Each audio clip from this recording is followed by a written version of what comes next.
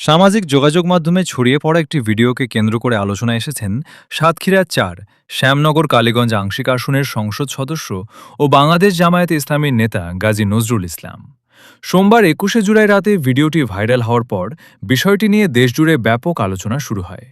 Viral হওয়া video ও CCTV ফুটেজে এক তরুণীর সঙ্গে একটি কক্ষে গাজী নজরুল ইসলামকে দেখা যায়।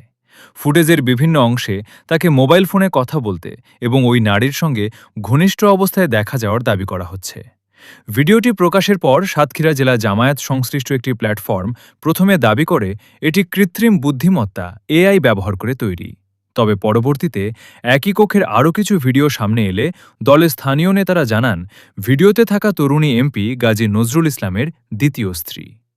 এ বিষয়ে জামায়াতের মিডিয়া বিভাগের দায়িত্বপ্রাপ্ত নেতা ও দলের সেক্রেটারি মাওলানা আজিজুর রহমান বলেন, এমপি গাজী নজরুল ইসলাম তাদের জানিয়েছেন ভিডিওতে থাকা নারী তার দ্বিতীয় স্ত্রী এবং প্রথম স্ত্রীর সম্মতিক্রমেই তিনি দ্বিতীয় বিয়ে করেছেন। তবে ভিডিওটি কিভাবে প্রকাশ পেল তা খতিয়ে দেখা হচ্ছে। দ্বিতীয় বিয়ের নির্দিষ্ট তারিখ সম্পর্কে তিনি কিছু জানাতে পারেননি।